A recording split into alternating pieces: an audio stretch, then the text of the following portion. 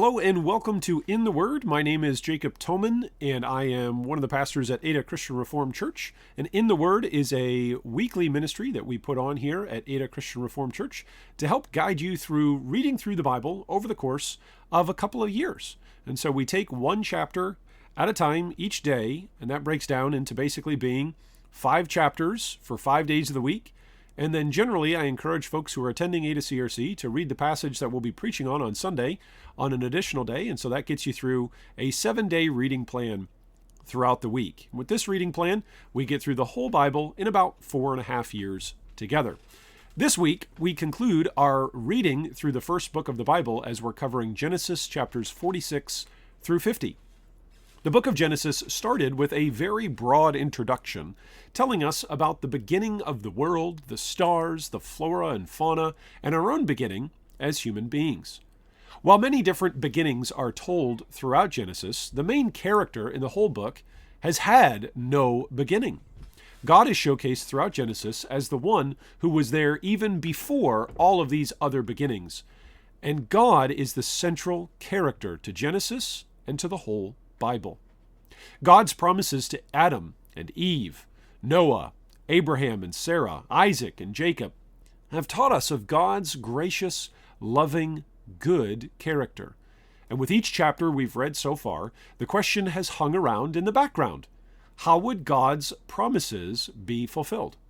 Was Cain, Abel, Noah, Shem, Ham, or Japheth, Abraham, Isaac, Jacob, Joseph, Eve, Sarah, were any of them the ultimate ones who would save humanity from the curse of death and the rebellion of sin?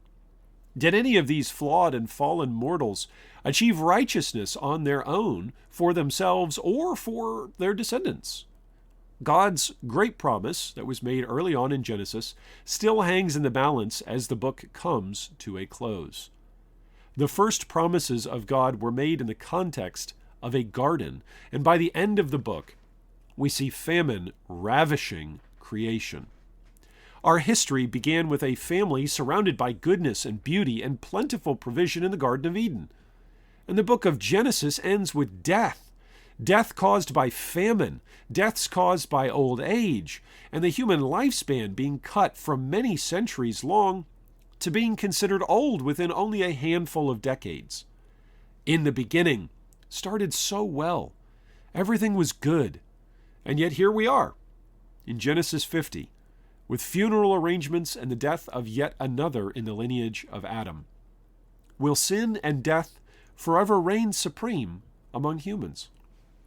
We get a bold preview of great hope in the last chapters, when Joseph's family is reunited and new bonds of love and forgiveness overcome bitter jealousy and murderous rivalry. In this reunion, we see the hope-filled promise of a larger reunion, a reunion of a long-estranged family, and a father restored back to his favored son.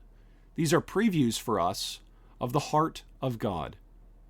Jacob had long thought Joseph to be dead, and yet God was working all things for his plans and his purposes. Genesis teaches us of God's agenda, working through all of history to achieve a grand reunion between estranged parties. Though humanity deserves death for our treacherous rebellion against God, God is powerfully, wonderfully, graciously working to renew, restore, and redeem his creation, including the crown jewel of his creation, humanity, his image bearers. Next week, we start our reading of the book of Exodus, and that will carry the story of God's work in the world forward by rescuing the descendants of Abraham from enslavement in Egypt. As Genesis showed our great need for redemption and God's great promise to provide that redemption, Exodus will show us the central saving work of God in the Old Testament and the new life God saves his people to enjoy. Thanks so much for joining us this week. If you've got any questions about any of the things that we're reading together in the Bible, I encourage you can reach out to me, Pastor Jacob at adacrc.org. Thanks for joining us, and we'll catch you next week when we dive into Exodus chapters 1 through 5.